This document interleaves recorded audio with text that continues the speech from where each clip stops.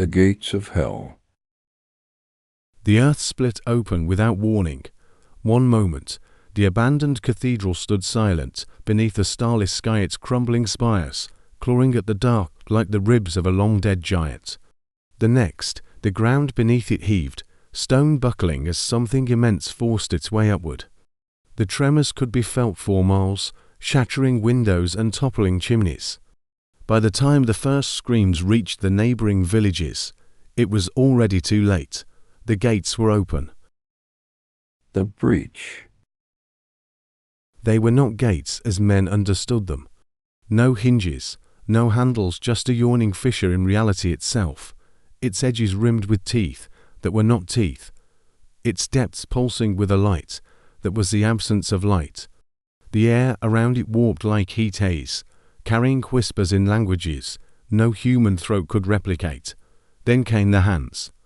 Thousands of them, bursting from the void skeletal, flashed, rotting, and burning all at once.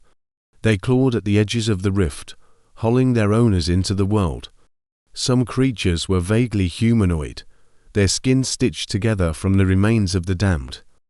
Others defied geometry, their forms shifting between spider and serpent and screaming infant with each shuddering breath. The harvest begins. The first village fell in minutes. Farmers died clutching pitchforks that melted in their hands as demonic breath washed over them. Children hiding beneath beds were plucked out like ripe fruit, their tiny bodies popping between jagged teeth. A pregnant woman's screams were cut short as something slithered down her throat, her belly distending grotesquely before bursting open in a shower of gore and squirming larvae. Blood ran in steaming rivers toward the gates, weight pulled before being sucked downward, an offering, a welcome. The corruption spreads.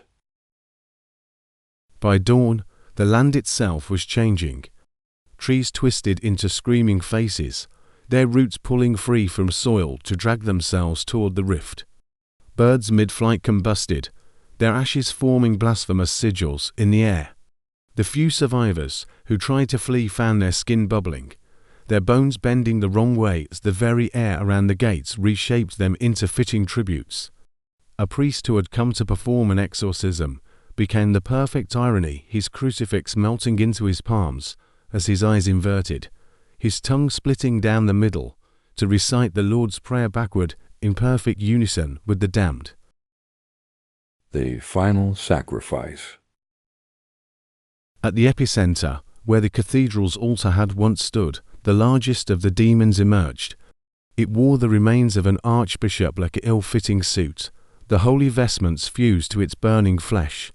In hands that were once human, it cradled a screaming infant, the only living thing for miles untouched by corruption. With deliberate care, it approached the gates. The child's wails ceased the moment the first tendril of darkness touched its forehead. Then, silence. The gates shuddered and began to close. The demons froze mid-mauling, their heads snapping toward the rift as if hearing some inaudible command. One by one, they turned, dragging their half-devoured prizes back into the void. The archbishop demon was last, its stolen face twisted in something almost resembling sorrow as it stepped backward into the shrinking fissure, the now quiet infant cradled against its chest.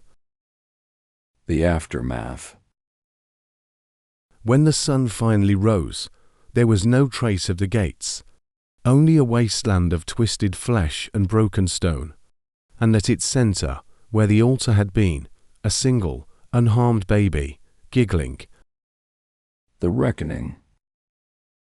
The rescue teams arrived 3 days later, their boots sticking to the blood-caked earth. They documented everything with clinical detachment: the melted church bells, the livestock turned inside out yet still breathing, the half-mad survivors, whose eyes had turned completely black. But they saved their most careful attention for the child. It cooed as they lifted it from the ruins, tiny fingers curling around a medic's gloved hand. The medical scans showed nothing unusual. The blood tests came back normal.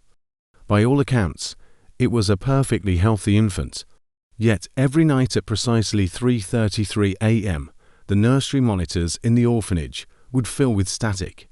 The temperature would drop, and the child would stand in its crib, staring at the wall with knowing eyes, whispering words no baby should know. The return. Years passed. The child now called Daniel grew into an unassuming boy, quiet, polite, the perfect student. But the village never forgot where he came from. They watched as crows followed him to school, noticed how stray dogs would whimper and flee when he passed, saw how the priests made the sign of the cross whenever he entered a room. On his 18th birthday, Daniel returned to the ruins of the cathedral. The earth trembled at his approach. And deep below, something answered. Epilogue. The second breach was worse than the first. This time, the gates did not close. This time, the demons brought reinforcements.